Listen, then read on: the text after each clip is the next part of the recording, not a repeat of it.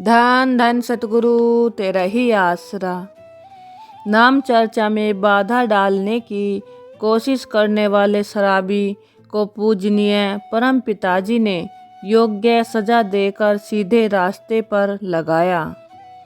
प्रेमी दंदीवाला गांव 28 ML तहसील रायसिंह नगर जिला श्री गंगानगर से दयालु परम पिताजी की अपार रहमत का एक प्रत्यक्ष करिश्मा इस प्रकार बताता है। उसी गांव में मनीराम नाम का आदमी, उसका मुंह बोला धर्म का भाई रहता था। मार्च 1983 में उसने भी प्रेमी के साथ जाकर पूज्य परम पिताजी से नाम की दात प्राप्त कर ली। मालिक की कृपा से उसे अपने सतगुर पर बहुत भरोसा था और वह साध संगत से प्रेम तथा सेवा में काफ़ी सहयोग देने लगा। गांव की हफ्तावार नाम चर्चा भी लगभग मनीराम प्रेमी के घर पर ही की जाती थी, परंतु समय पाकर उसका कोई पिछला बुरा कर्म उसके आगे आ गया, जिस कारण से उसका विश्वास डोल गया और वह पहले की तरह शराबी कबाबी बन गया। वह फिर से उन्हीं बुरे कर्मों का दास बन गया जिन्हें कुल मालिक की दया मेहर से वह एक बार छोड़ चुका था। यह सतगुरु परम पिताजी की अपार रहमत दया मेहर को वह संभाल नहीं सका। पूजनीय परम पिताजी का वचन है, जीव कहरता छल लेंदा है, पर मालिक दी मेहर नी झल सकदा। वहीं हाल उस प्रेमी का भी बना हुआ था। सतगुरु के नाम तथा नियमों को भुलाकर वह पूरा मनमुख तथा अकृतघ्न बन गया। नवंबर 1983 की बात है। एक बार गांव में प्रेमी के घर हफ्तावार नाम चर्चा थी। रात्रि के करीब 9 बजे थे। संगत इकट्ठी हो चुकी थी। नाम चर्चा का प्रोग्राम भी अभी शुरू होने वाला ही था कि मनीराम अपने एक अन्य साथी को लेकर वहां पर पहुंच गया। उन्होंने खूब शराब पी रखी थी। मनीराम कहने लगा कि वह आज नाम चर्चा नहीं होने देगा। प्रेमीजन उन्हें प्रेम से बैठाने लगे कि वे भी बैठकर मालिक का नाम चर्चा सुने और अपनी हाजिरी लगवाए, परंतु वे क्यों मानने लगे। शराब ने उनकी अकल को बिल्कुल गुम कर रखा था। साध संगत घबरा गई कि अब क्या किया जाए। घर का मालिक प्रेमी संता सिंह उस समय गांव में कुछ नए जीवों को बुलाने के लिए गया हुआ था। उन शराबी व्यक्तियों के तकरार के कारण प्रेमी जन नाम चर्चा भी शुरू नहीं कर पा रहे थे। इतने में संता सिंह भी वहां पहुंच गया। उसने संगत के प्रबंधक प्रेमियों से कहा, क्या बात है भाई, नाम चर्चा भी शुरू क्यों नहीं की? बस फिर क्या था। इतना सुनते ही वे दोनों शराबी दीवार कूदकर भाग गए तथा भागते हुए यह कह गए कि नाम चर्चा समाप्त होने पर जब आप बाहर निकलेंगे तो फिर पूछेंगे। परम पिता कुल मालिक की बहुत ऊंची व महान शिक्षा है। सभी ने प्रेम करना ग्रंथ के एक शब्द में भी आता है। इस जन्म में ये 2 काम करो, एक नाम जपो और प्रेम करो। प्रेमी जीवों का फर्ज भी यही बनता है कि वे अपने प्यारे सतगुरु जी की पावन शिक्षा पर पूरा अमल करें। और वहाँ पर यह देखने में भी आया है, प्रेमियों ने बहुत ही सूझबूझ व संयम से काम लिया। अगर वे भी उन शराबियों की तरह जिद पकड़ लेते तो अवश्य ही खून खराबा होता। हमेशा के लिए गांव में आपसी वैर विरोध बन जाता। कुल मालिक स्वयं अपनी संगत की पूरी मदद करते हैं। प्रेमी संता सिंह के वहां पहुंचने का तो बहाना था। जब वे इतने प्रेमियों के होते हुए भी गलत भाषा का प्रयोग कर रहे थे तथा लड़ने को तैयार थे, तो भला एक आदमी का उन्हें क्या भय था। संता सिंह के रूप में उन्हें अवश्य ही किसी गैबी ताकत ने डराया होगा, जिससे वे भयभीत होकर एकदम भाग खड़े हुए। सतगुरु का नारा लगाकर प्रेमियों ने नाम चर्चा शुरू कर दी। बेशक संगत नाम चर्चा में बैठी हुई थी, परंतु फिर भी उसका ध्यान मनीराम के उस वाक्य की तरफ था कि समाप्ति पर बाहर निकलोगे तो देखेंगे। उसी डर व सहम के वातावरण में निश्चित समय के अनुसार नाम चर्चा का प्रोग्राम पूरा हो गया।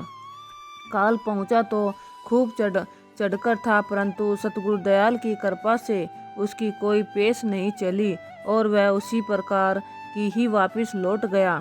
प्रेमी जनों ने बाहर निकलकर देखा तो वहां पर कुछ भी नहीं था। इस प्रकार परम पिताजी की दया मेहर से सारी संगत अपने अपने घर ठीक प्रकार से पहुंच गई।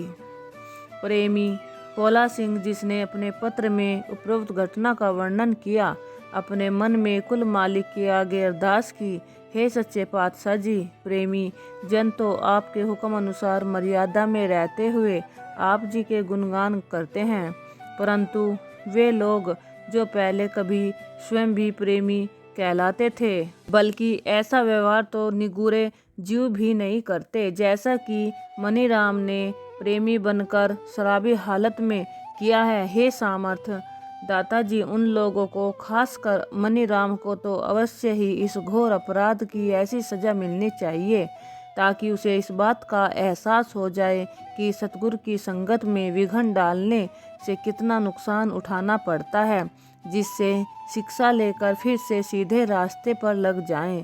ऐसी ही प्रार्थना संगत के दूसरे प्रेमियों ने भी की। हे सच्चे पातशाह जी, उसे किसी न किसी तरह फिर से सीधे रास्ते पर लाएं। सभी प्रेमी मालिक के चरणों में अरदास करते हुए सो गए। उधर शराबी मनीराम भी अपने घर पर चारपाई पर सो रहा था।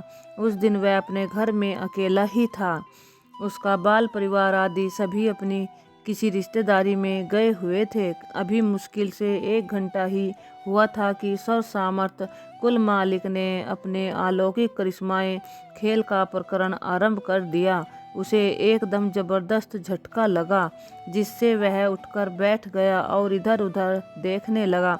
उसे तो 2 बहुत ही बड़े बड़े कुत्ते तथा एक अत्यंत भयानक व डरावनी शकल वाला आदमी दिखाई दिया। वह आदमी सूरत से राक्षस प्रतीत होता था।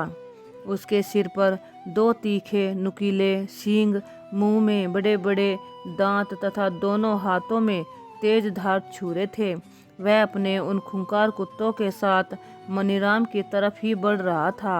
उन्हें देखकर वह बुरी तरह डर गया तथा भयभीत होकर मालिक को याद करने लगा। मनीराम ने उपरोक्त सारी घटना के बारे में प्रेमी पोला सिंह को इस तरह बताया। वह राक्षस इतने बड़े आकार का था कि उसका अंदाज़ा हमारे मकान के मेन गेट से लगाया जा सकता है। हमारा वह गेट 10 फुट ऊंचा और 9 फुट चौड़ा है, जिसे उस राक्षस ने टेढ़ा होकर पार किया था। उसके साथ जो 2 कुत्ते थे वह भी छोटी भैंस के आकार के थे।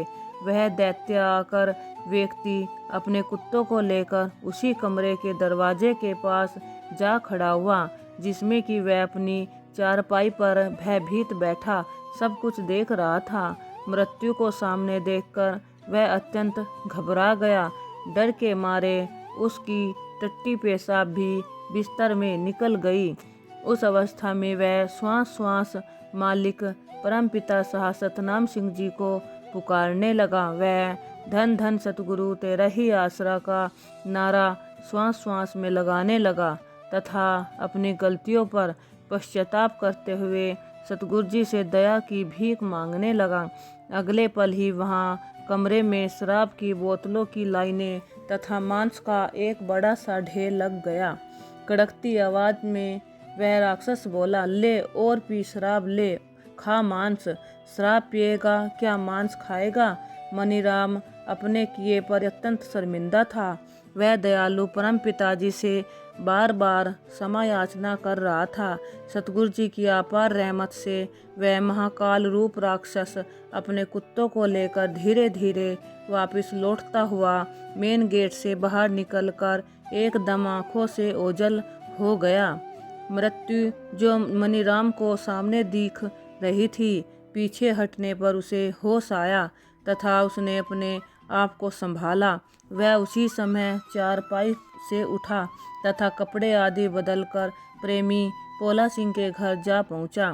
उस समय भी वह अत्यंत भयभीत व डर के मारे थर थर काँप रहा था। मनीराम की आवाज़ सुनकर पोला सिंह बाहर आ गया। थोड़ी देर पहले पोला सिंह इसी ख्याल में था कि कहीं वह उसके घर पर ही न पहुंच जाए और उसके साथ कोई झगड़ा न हो जाए। दुश्मन को अपने दरवाजे पर खड़ा देखकर प्रेमी और सतर्क हो गया, इसीलिए वह अपनी लाठी उठाकर बाहर गेट पर पहुंच गया। परंतु मनीराम की आवाज़ में अत्यंत करुणा व दीनता थी।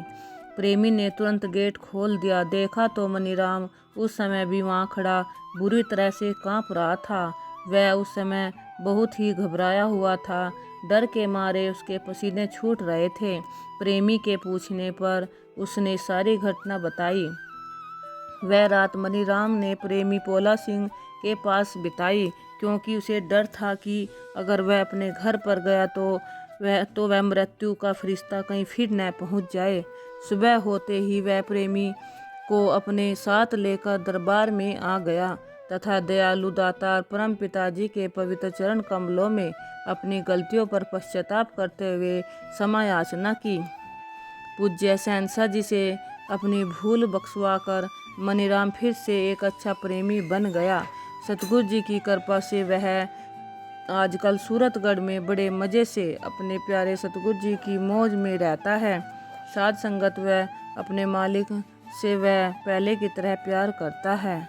ऐसे ही हर जीव प्राणी का वही हाल होता है जो अपने सतगुरु से बेमुख होकर निंदकों अकृतज्ञ बनता है। धन धन सतगुरु तेरा ही आसरा।